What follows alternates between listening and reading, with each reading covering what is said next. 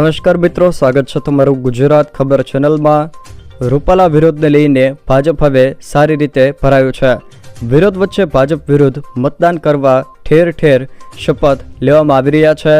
જોકે બારડોલીમાં ક્ષત્રિયોનું સંમેલન યોજાયું હતું, જ્યાં પણ ભાજપ વિરુદ્ધ મતદાનની હાકલ કરવામાં આવી છે। એ સિવાય નર્મદામાં 8 ક્ષત્રિય હોદ્દેદારોએ ભાજપમાંથી રાજીનામું આપી દીધું છે। આમ રૂપાલાના વિરોધ વચ્ચે ઠેર ઠેર રાજીનામા પણ પડી રહ્યા છે। વિસ્તૃત વાત કરીએ તો મિત્રો, બારડોલીમાં ક્ષત્રિયોનું સંમેલન યોજાયું હતું, જેમાં ભાજપ વિરુદ્ધ મતદાન કરવાની હાકલ કરવામાં આવી છે। એ સિવાય અન્ય વાત કરીએ તો રૂપાલા સામેના વિરોધોની સજા ભાજપને નહીં કરવાની અપીલ કારડીયા રાજપૂત સમાજ દ્વારા ભાજપને ટેકો આપીને કરવામાં આવી છે। જોકે આખા ગુજરાતમાં ક્ષત્રિય સમાજે રૂપાલા સામે બાયો છોડાવી છે। ઠેર ઠેર જગ્યાએ રૂપાલાના વિરોધમાં રેલીઓ યોજવામાં આવી રહી છે।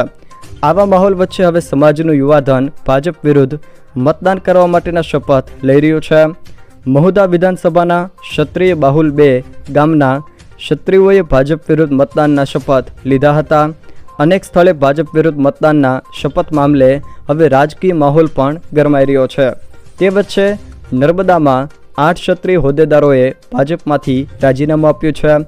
રૂપાલા મામલે ક્ષત્રિયોનો વિરોધ વંટોળ દિવસે ને દિવસે વધુ ઉગ્ર બન્યો છે। મતદાનની તારીખ નજીક આવી રહી છે, તેમ એક પછી એક ભાજપમાં રહેલા ક્ષત્રિય હોદ્દેદારોએ રાજીનામા આપી રહ્યા છે।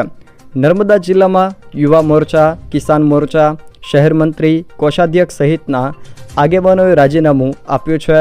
જોકે રાજીનામાને લઈને જિલ્લા પ્રમુખને આશા છે કે મતદાન પહેલાં વંટોળ શાંત થઈ જશે।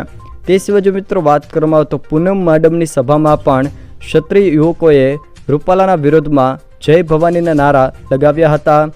રૂપાલાના વિરોધના મામલે હવે પૂનમ માડમની સભામાં પણ ક્ષત્રિય યુવકો દ્વારા ભાજપનો વિરોધ કરવામાં આવી રહ્યો છે।